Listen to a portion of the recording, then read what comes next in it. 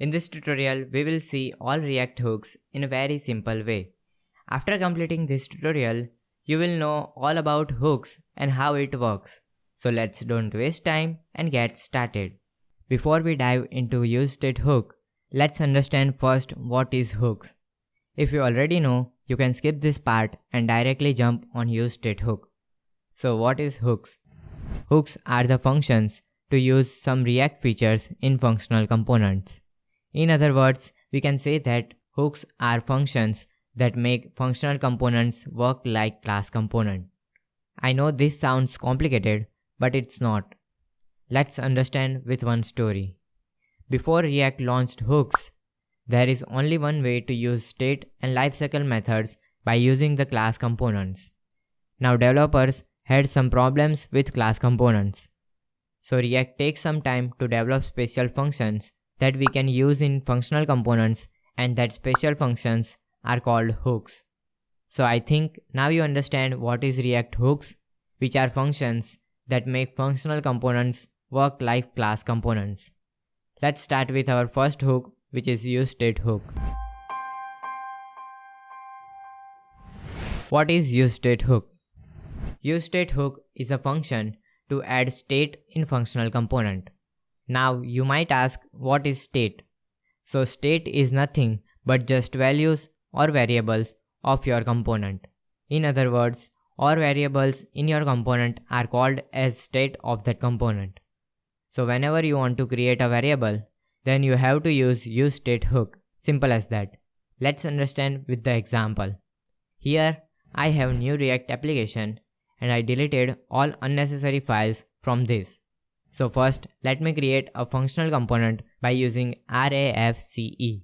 This is the emmet for creating the functional components, but you need to install this ES7 React extension first. I love this extension, it boosts my productivity in React. Now here I am going to create one simple counter which displays a counter value and one button called increase. And when we click on this button, counter value will increase by 1. Now this is where I want to display the value of the counter. So we need state. And this is where we use useState hooks. So to use any hook, first we need to import that hook from React library. So write here useState. Okay, here we are going to call useState function and we give our counter initial value like 0. Now this function is going to return an array. So let's console it. See, this array has 2 elements.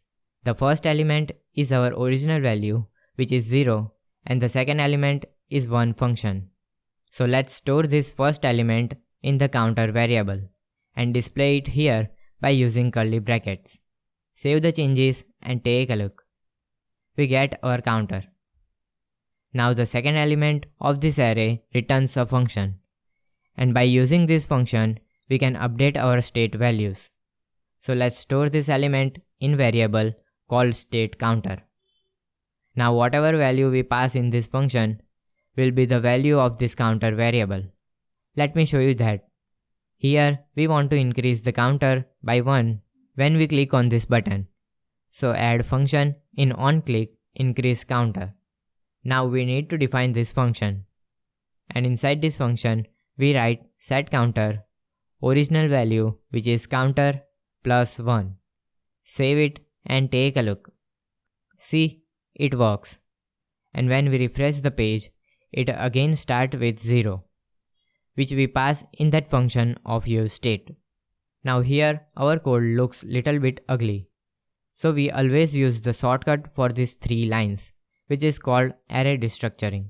So here at the place of array, add square brackets and inside that write the first variable name, which is counter, and then write function name, which is the setCounter. Now we don't need these 2 lines, it works the same as before. And our code looks clean. And you can use multiple useState hooks in a single component.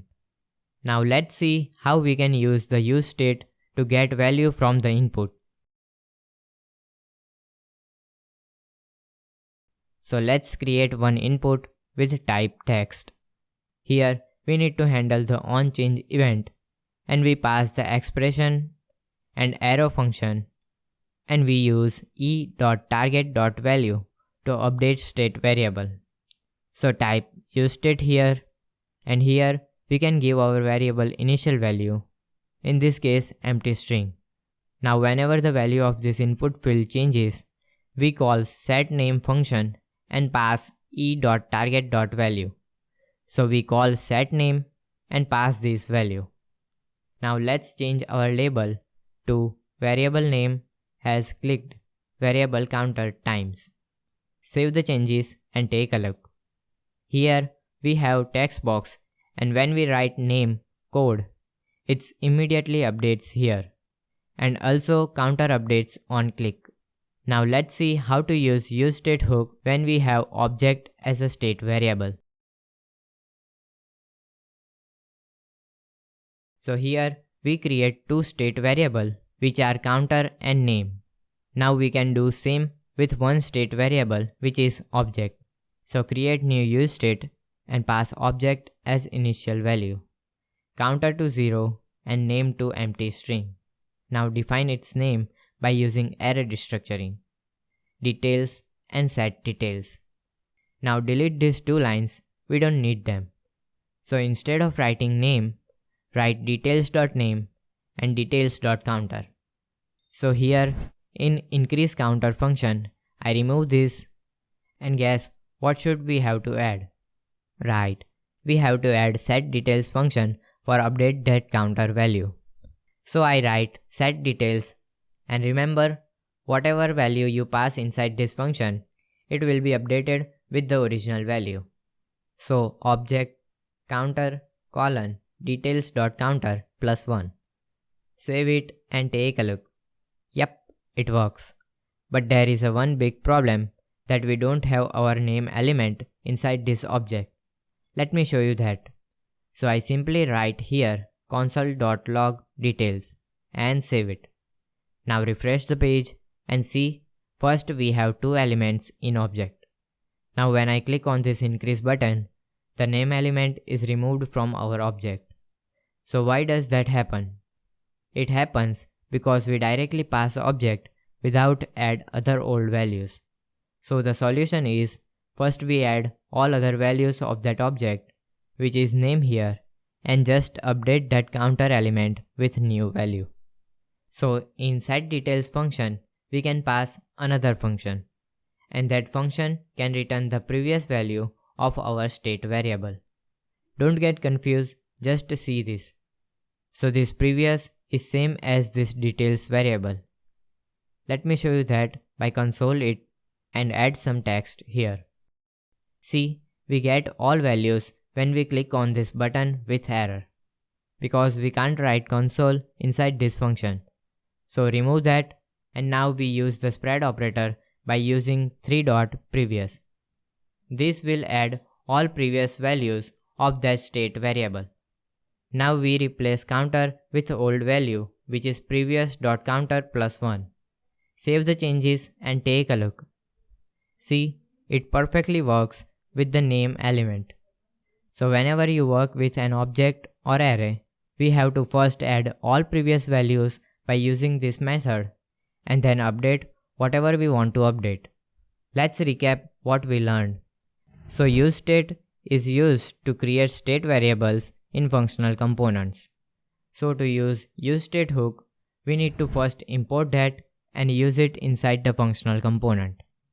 Here, you can pass any type of data like boolean, number, text, object, array, anything, and then store it by using array destructuring.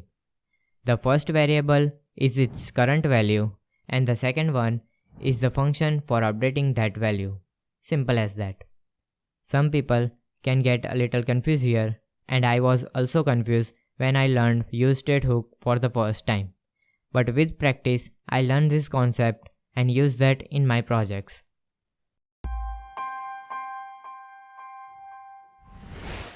useEffect is used to perform side effects in our component.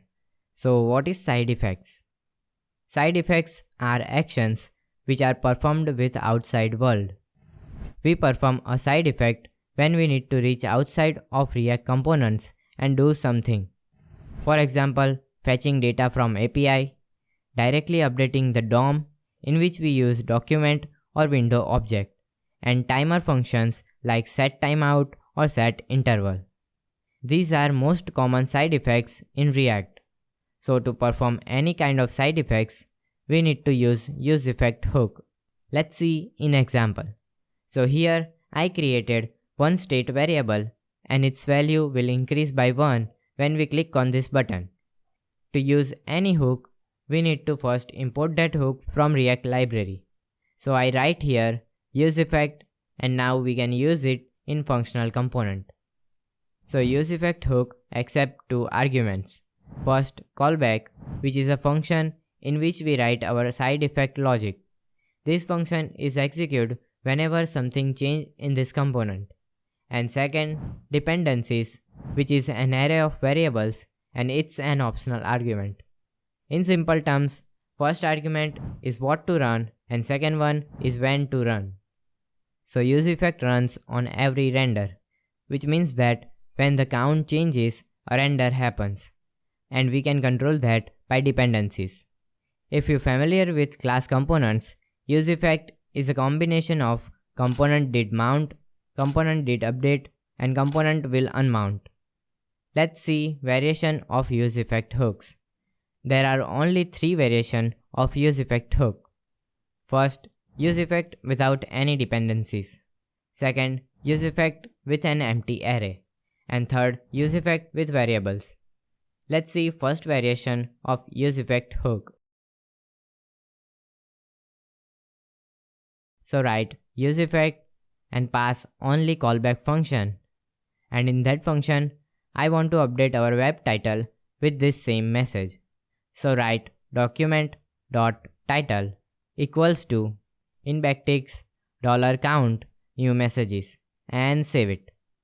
Refresh the page and see whenever this component render, useEffects run and our title gets updated with our message. Now when something changes in this component, means we click on this button and it runs useEffect hook and title changed with counter. So when we use useEffect hook without any dependencies, useEffect will run on every single change in that component. In this case, it's app component because we write useEffect in app component. Now let's see useEffect with an empty array. So in this same example, we pass an empty array in useEffect dependencies. And let's see what happened. So save it and take a look. Refresh the page and see useEffects run when component render. Now when we click on this button, which means counter is going to change, but the title is not updating on that change. So when we pass an empty array in dependencies, useEffect will run only one time when our component gets rendered first time. And after that, useEffect will never run. It's useful when we use to fetch data from API or server, and that will fetch data when component gets rendered first time. By the way, cheat sheet of useState hook is available in description. Now let's see the last variation of useEffect, which is with variables. So to understand this concept, I create another state variable named otherCount and button that will increase that counter by 5. Now I want to change title when we only change otherCount state. For that, we need to pass otherCount variable in that dependency array. And I change this count variable with otherCount. Save the changes and take a look. Refresh the page and see it perfectly works on render. Now when I click on this otherCount state variable, title is updating with this state. But when we click on this old button, it will not work because we pass our new variable in dependency array. So useEffect only runs when this state variable's value will change. And you can pass more variables by using comma. Now the final part of this useEffect hook is cleanup function, and it's little confusing for beginners. Let's understand with another example so everyone can understand. Here, I have used setInterval function for countdown timer, and that interval will not stop unless we use the clearInterval function. If we are setting state using setInterval, and that side effect is not cleaned up when our components unmounts or we are no longer to use it, the state is destroyed with the component, but the setInterval function will keep running, and that's make our application slow and low in performance. So it's important to clean up these functions. So to use cleanup function, we need to run return function in useEffect. Let me show you that. So here in this useEffect, I write return arrow function, and inside this function I write clearInterval and pass the variable name of setInterval function, which is timer. The cleanup function will be called when the component is unmounted. It's difficult to see in this example. So I create one counter and then update that counter on button click by 1. Now I create a new useEffect function with count dependency and write console.log run effect with count variable. So when the count variable will change, useEffect runs. And now I write return function, and inside this function I simply console.log cleanup also with count variable for just getting the idea when cleanup function will work. So save the changes and take a look. Refresh the page and it's working on first render. Now whenever this useEffect run again, old cleanup function will run first and then this callback function will run. Let's see this live. So here it worked for first render, and when we click on this increase button, which means this useEffect will run. So first cleanup with 0 value will run, and then callback function print for value 1. Now again we click on this button, first previous cleanup function will run and then callback run. So cleanup function is not required in every case, it is only required in a few cases, such as when you need to stop a repeated side effect when your component unmounts. Simple as that. Let's recap what we learned. So useEffect is used to perform side effects like fetching data, manipulation with document and window, timer events like setInterval and setTimeout. useEffect accepts 2 arguments, first is for callback function and second is for dependencies, which is optional. In simple terms, what to run and when to run. And there are 3 variations of useEffect hook. First, without dependencies, which means it runs with first render and also run on anything changes in that component. Second, with empty array, which means it runs only on first render and it's useful for fetching data. Third, with state and props, which means it runs on first render and then any variable that we pass in dependencies change, it will run. Simple as that. Timeouts, subscriptions, event listener and other effects that are no longer needed should be disposed with the help of cleanup function.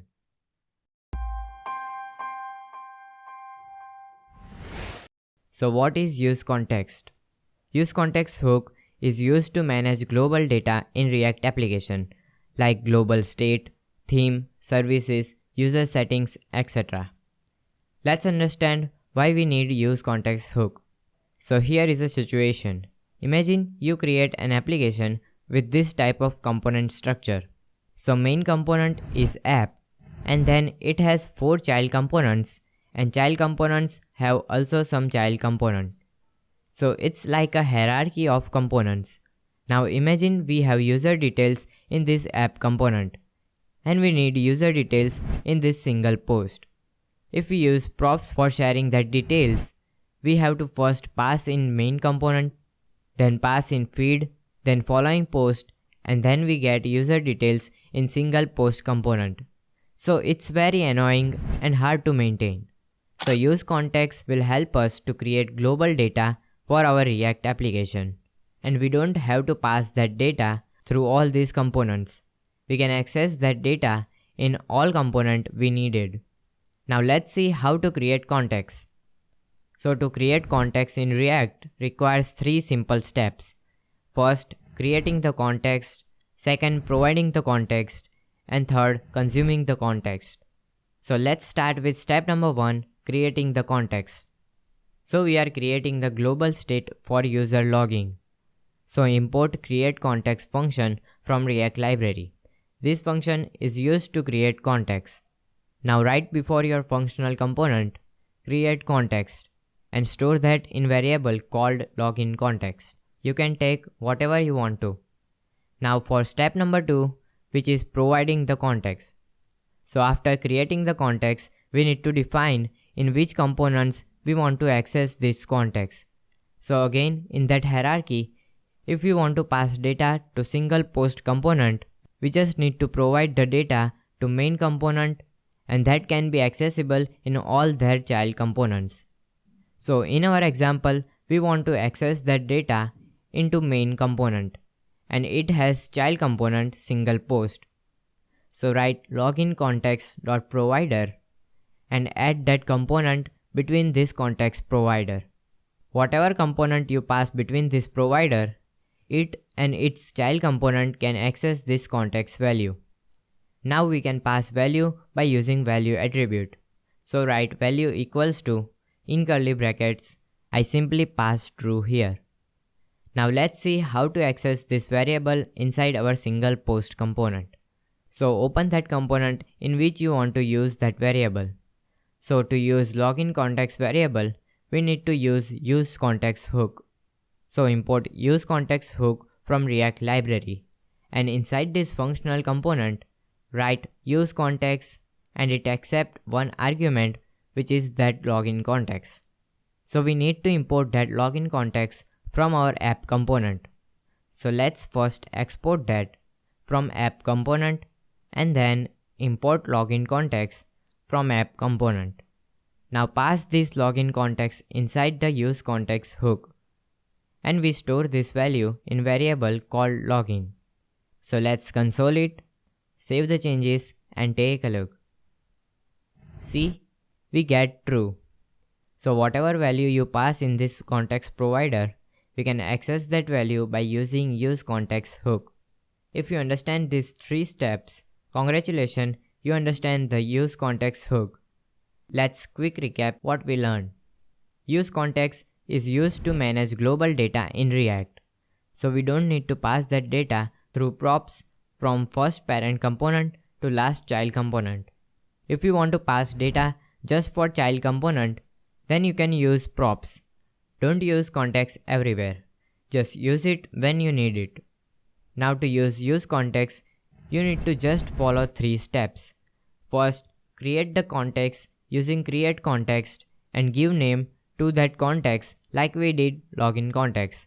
Now second, you need to decide which components can access this context with the use of context.provider and pass other components between this provider tag. And in value attribute, pass value inside curly brackets. And last step, you need to import that context from your file and pass that context inside useContext hook and store it in variable. Simple as that. Now you see our app component looks a little bit ugly, but it's a simple one context. Imagine if we have 5 or 6 contexts, then you just don't like to code in that project, and if you are working for company, they also don't like unorganized code. So let's make organized structure for creating context. So first of all, I create one new folder in source folder called context. We create all contexts here in this folder. Now create a new file in that folder called loginContextProvider.js. And in this file, we save our all login context logic. So first, I create emmet by using RAFCE. And now I just copy this create context from app component and paste it here. Now in return, we have to set provider. So add loginContext.provider, and inside that provider, we have to pass all children. So write in props children and pass that children inside provider. Now give a value attribute in provider, and I want to pass state value for this context. So I create user details and pass default value true. You can pass any type of data, and pass that state variable in value. Now back to our app component and import that login context provider and replace provider with login context provider because we pass children inside that provider, and remove unnecessary things from this component. Now last and final step, change this context path from app to our context/login context provider, and that's it. We organize that ugly code into organized code.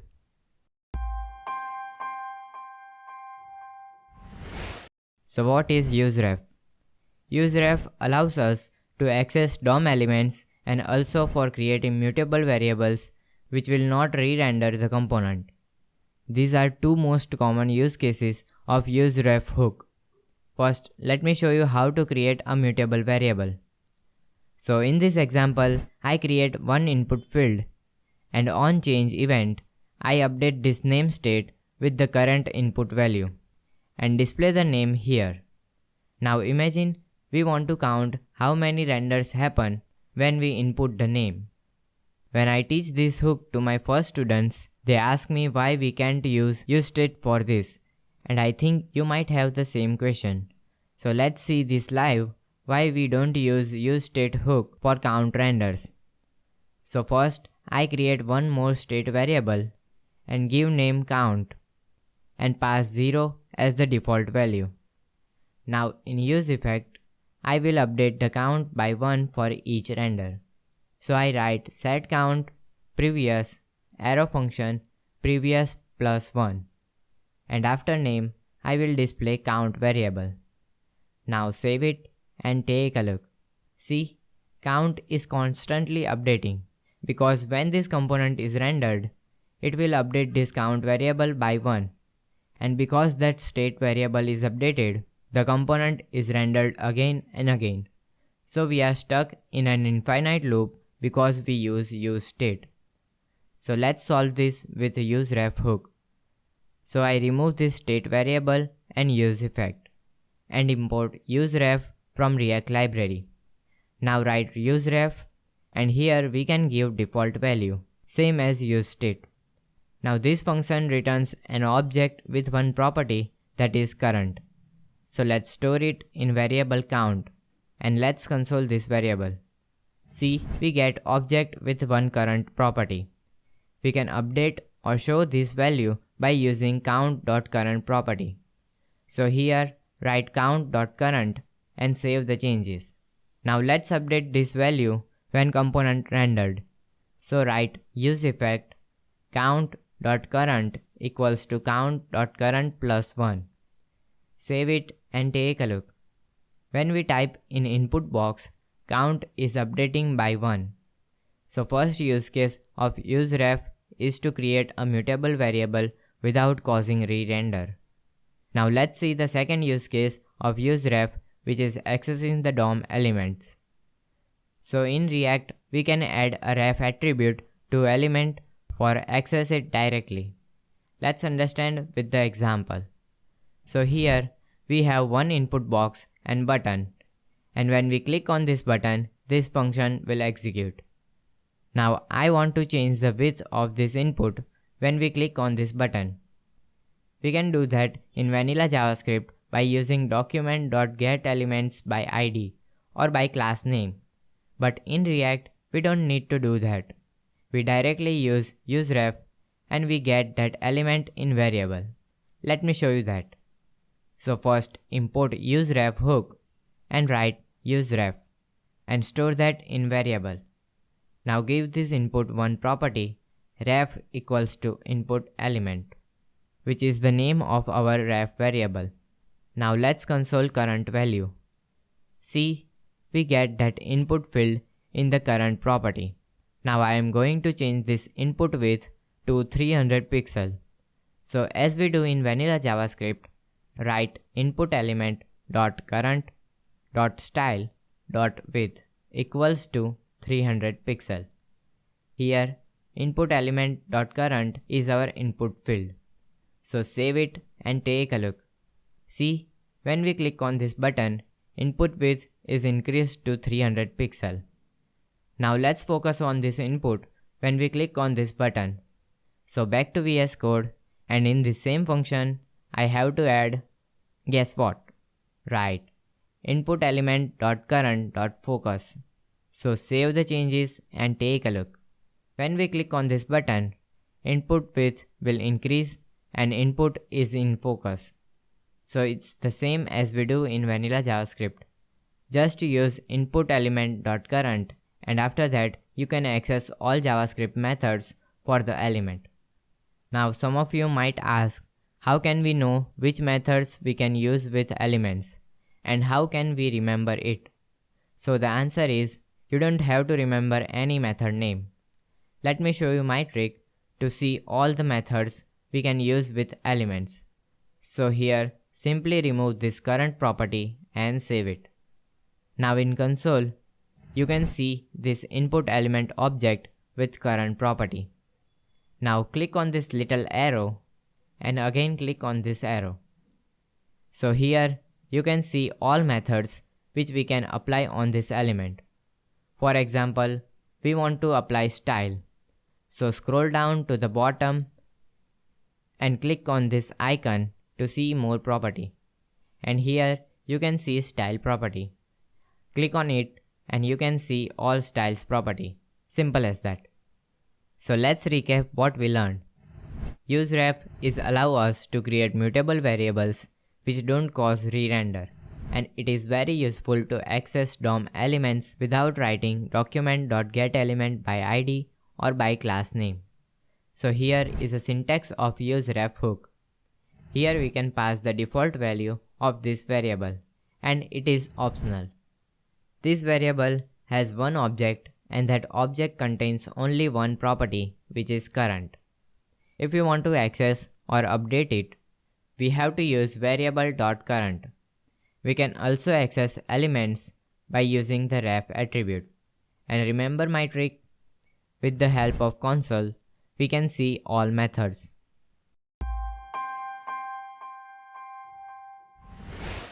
So what is useReducer?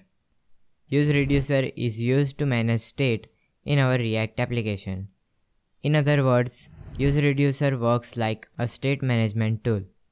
Now you might ask, what is state management? So state management is used to manage all states of application in a simple way, or to write simple and clean code for all states. And always use the useReducer hook when you have a lot of states and methods to handle. So let's understand useReducer with the example. Here I created one simple counter application using the useState hook. So we have one counter variable and two buttons, increase and decrease. So when we click on increase button, count increase by 1, and if we click on decrease button, count decrease by 1. Very simple example. Now let's apply useReducer in this example. So first of all, let me clean this state variable. Now import useReducer hook from React library, and in functional component write useReducer. So useReducer accepts two arguments. The first one is reducer function, which will manage all states, and the second one is our default state. For now, forget about this reducer function.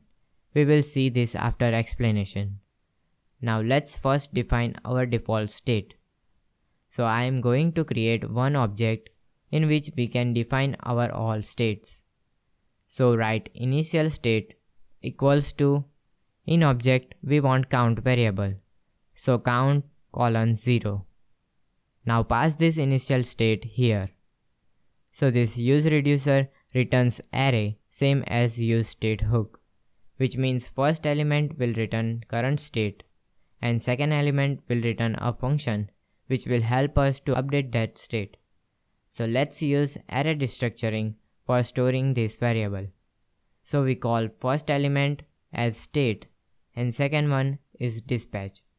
It is the most common name for useReducer. If you want to take another name, you can take that. It's totally up to you.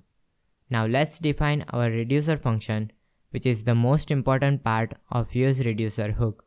So inside this function, we will write our all logic for this useReducer. So this reducer function has two parameters. First parameter is state, which means where our application is currently at. And second parameter is action, which means which action we have to perform. For example, increase, decrease, etc. I know this is little confusing, but after completing full example, you will understand it properly. Now this function will return the updated state. So for now, I am just returning the object with count and current count, which is this state.count plus 1. Now to call this function, we will use dispatch function. So here in increase count function, I just call dispatch and pass nothing inside it.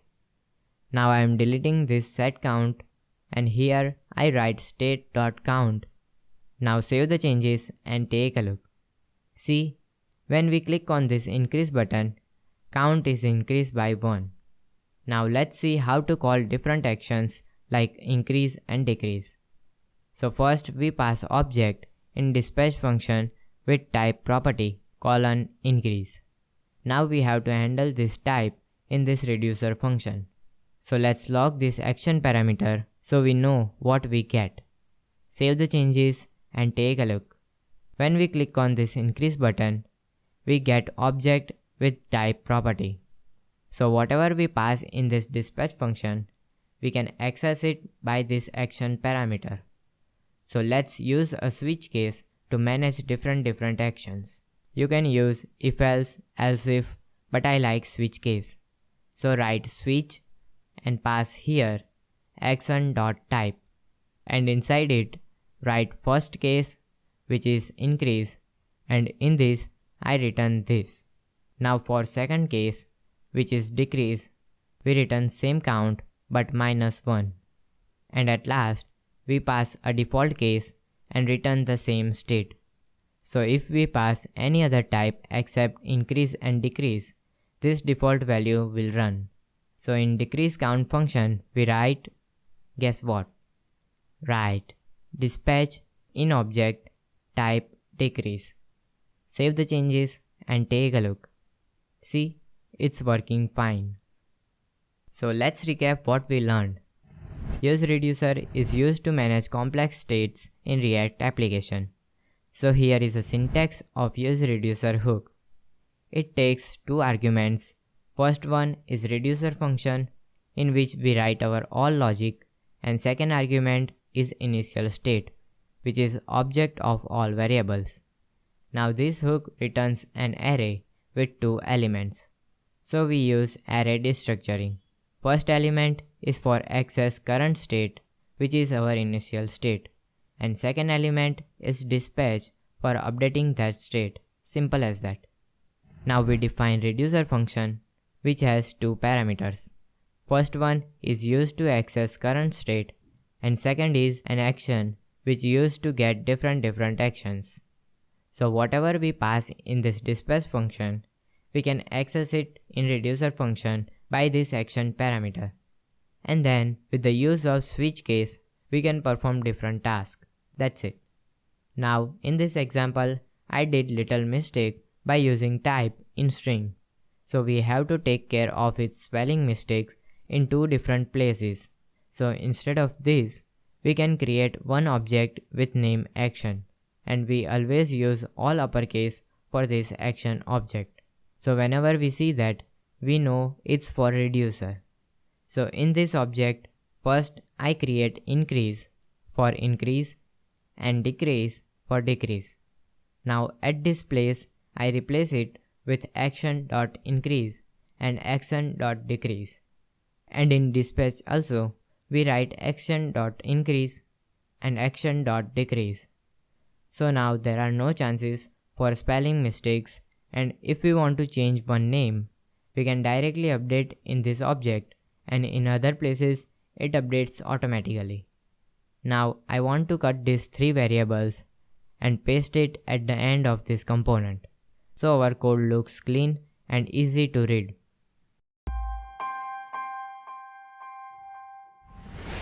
So what is useLayoutEffect? The useLayoutEffect works exactly the same as useEffect, but the difference is when it's run. So useEffect runs after the DOM is printed on the browser, but useLayoutEffect runs before the DOM is printed on the browser. So whenever we want to run code before the DOM is printed, like we want to measure an element's height, width, or anything related to layout, we can use useLayoutEffect. And it runs synchronously, which means it runs the first line and only move to second line if first line execution is completed. The most common use case of useLayoutEffect is to get the dimension of the layout, and that's why its name is useLayoutEffect. First, let me show you when it runs. So in this example, there is one toggle button which toggle this text, and one useEffect with dependency toggle. So this useEffect will run when this toggle state will change and print useEffect in console. First, I import the useLayoutEffect from React library, and now I duplicate this code and replace useEffect with useLayoutEffect. Now save the changes and take a look. See, when component gets rendered, both hook will run. Now when I click on this toggle button, again both hook will run. But focus here, useLayoutEffect is always runs first. Now you think it's because we write it before useState. So I move useLayoutEffect after the useEffect hook and take a look. See, useLayoutEffect will always run first. So the workflow is first React calculate all this component, and then useLayoutEffect will run. Then React prints all elements on the DOM, and at last useEffect will run. But this process is very fast, and that's why we can't see it live. So 99% time we use useEffect in our project. If useEffect is not working as we want, only then we try useLayoutEffect. Now let's see most common use case of useLayoutEffect. So in this same example, I want to get the dimension of this text, and then we add padding top as much as its height. So for access DOM elements, what should we have to use? Right, it's useRef. So I create one useRef, and VS Code auto import useRef from React. And that's why I love this ES7 extension. It's a great productivity tool for React developers. Now we store this useRef in constant called textRef and pass the ref attribute to this text. Now we first try to use useEffect and comment out this useLayoutEffect. So in useEffect, we write textRef.current.getBoundingClientRect. By using this function, we can get all dimension of this element. Let me show you real quick. So first of all, store this in variable dimension. Now let's console it and take a look, and we get error because we have to add one condition to check if this textRef is not null. Only then we have to run this code. So write if textRef.current not equals to null and move this code inside it. Save the changes and take a look. See, we get the dimension object with all properties. Now I want to add padding top for this text as much as its height. So write textref.current.style.paddingTop equals to in backtick $dimension.height pixel and save it. See, when we click on this toggle button, first this text shows here and then it moves to the bottom. See in the slow motion. Now this is the problem with the useEffect. We see this friction in output. Now I replace the useEffect with useLayoutEffect. Save the changes and take a look. See, we didn't see that friction because useLayoutEffect runs before the DOM printed. So let's recap useLayoutEffect. useLayoutEffect is the same as the useEffect hook, but the only difference is when they run. So the workflow is first React calculate all mutations, then useLayoutEffect will run, and then React prints all elements on DOM, and after that useEffect will run. And the second difference is that useLayoutEffect is synchronous and useEffect is asynchronous. So 99% time we use useEffect in our project. But if that useEffect will not work properly, only then we use useLayoutEffect. And I show you the most common use case of useLayoutEffect.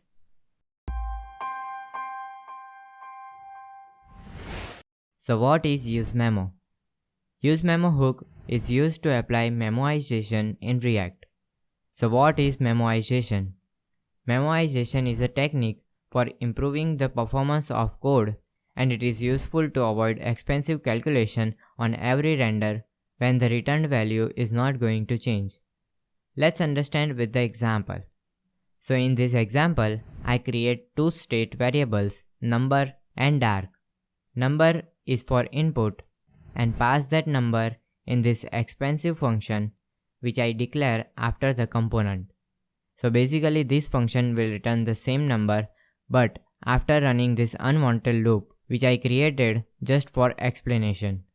In real world, it can be any long calculation or anything that takes more time, and then store its return value in calculation variable. Now this dark state is for toggle dark and light mode, and according to this dark variable, we change the background color and text color. Let me show you. So whenever we increase the value of this input, that expensive function will run and return the new value in calculation and print it here. And when I click on this toggle button, background color and text color will change. Now focus on this calculation.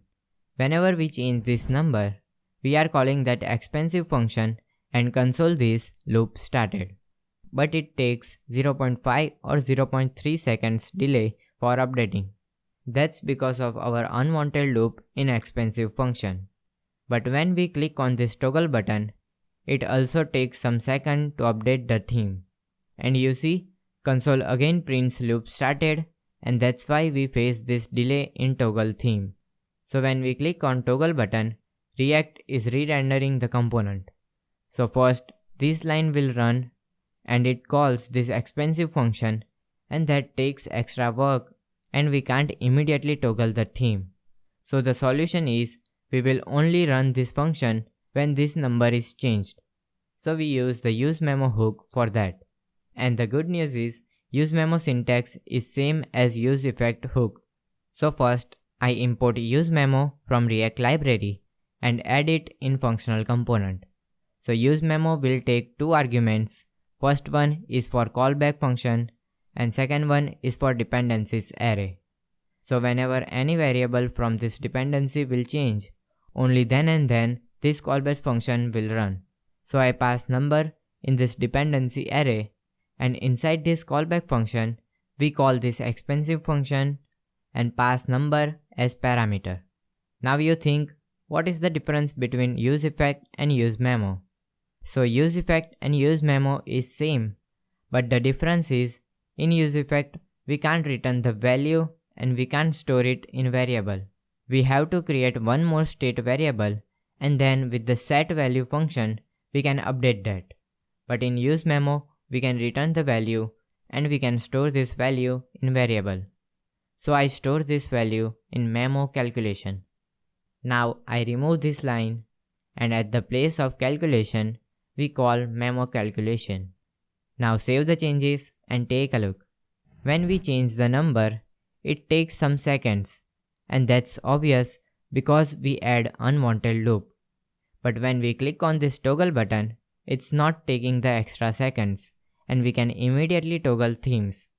And this technique improves the performance of our application, which is very important thing in today's world. Let's recap what we learned. useMemo is used to improve performance of our React application, and we can stop running unwanted functions on re-rendering. So here is a syntax of useMemo hook. It takes two arguments. First one is callback function, which will return the value, and here we will store this value in variable. Now second argument is dependency array, in which we can add variables. And when this variable will change, only then and then this callback will run. And with this variable, we print the return value. So we perform all side effects in useEffect hook and all expensive functions calculation in useMemo hook. Simple as that.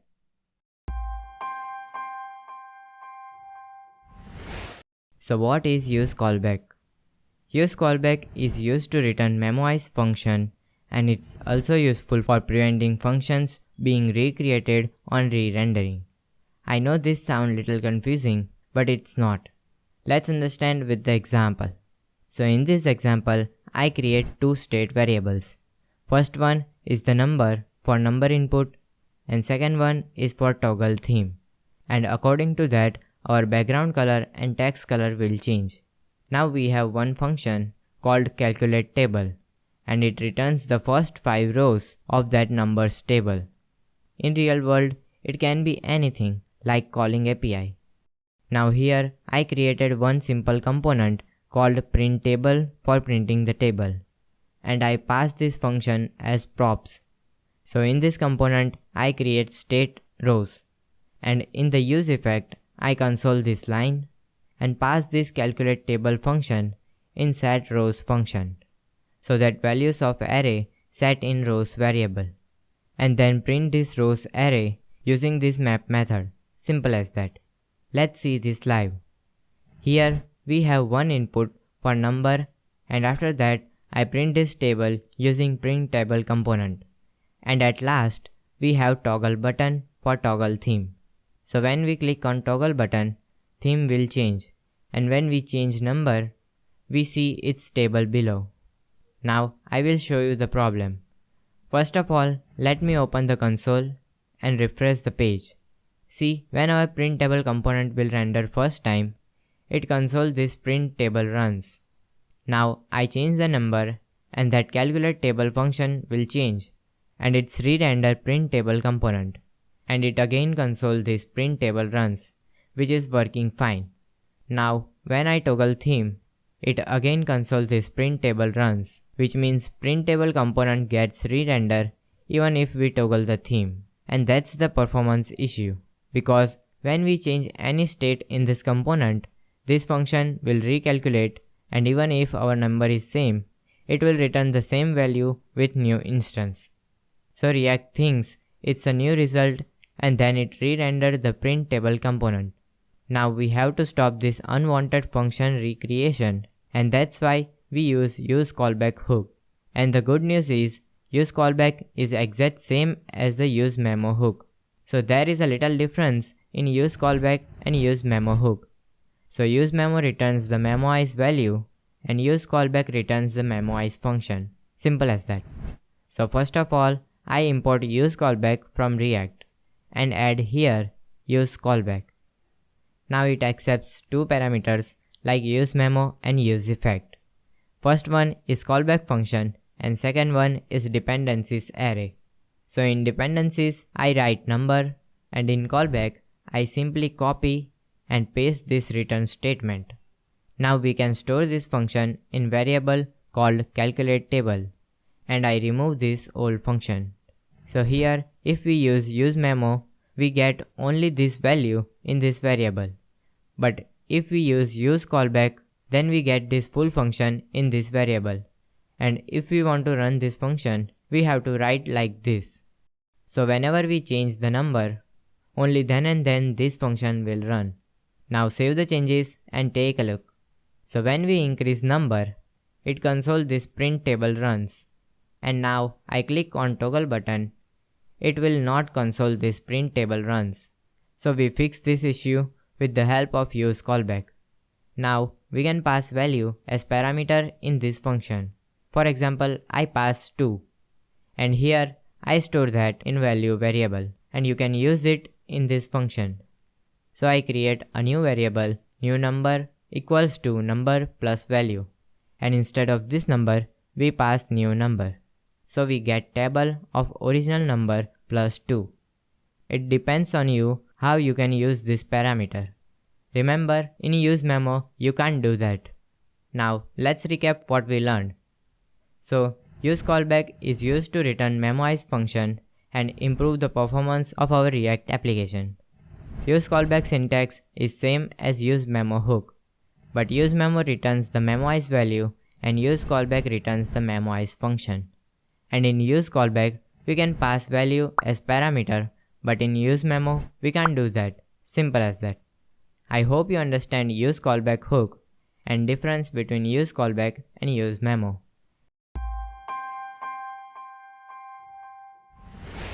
So what is custom hook? Custom hooks are basically reusable functions. In simple terms, custom hooks are your own hooks that you create for your own use and you can use them multiple times in your project. For example, you have some logic in which you use one or multiple built-in React hooks and you need to use that logic multiple times in your project.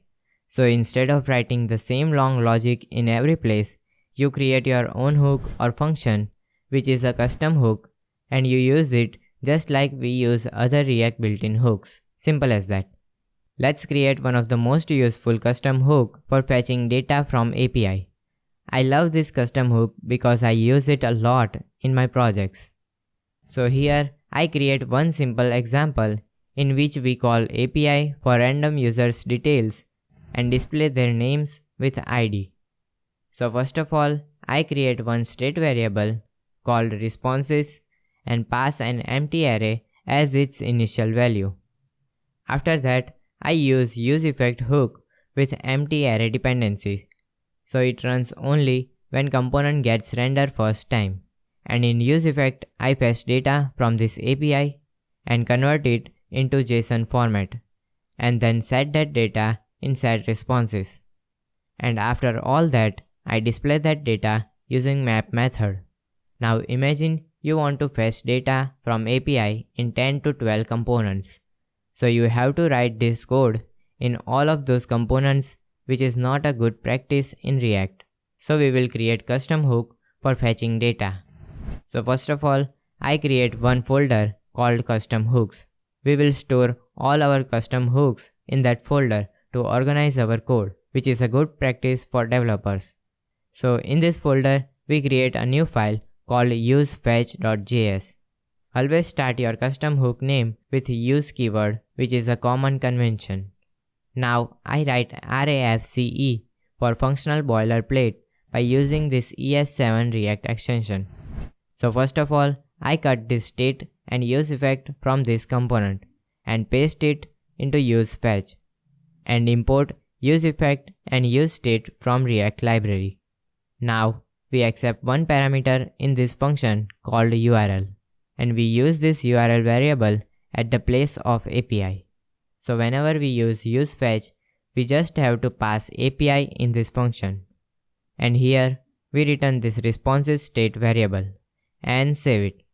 Now back to our app component and we just write useFetch and React auto import that from our custom hooks folder. So in this useFetch function, we can pass any API and we can store that array value in data variable. And at last, we change this responses with data variable.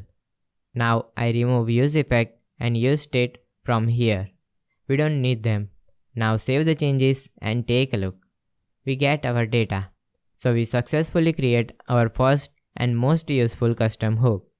You can see our code looks neat and clean. So this is just one example. Now it's on you how to use your logic for different use cases. So try to think and apply your logic and create custom hooks which will help you in your future projects. So let's recap what we learned. Custom hooks are your logic which you created as reusable function. And in that, you can use multiple hooks and create something that will help you to skip repeated tasks in your project. Also, you can simply use that custom hooks in your different projects. So congratulations, you completed all React hooks. Now you can apply these hooks in your projects. And if you want to revise a specific hook, you can save this video in your watch list. So that's it for today. See you in the next tutorial. Goodbye.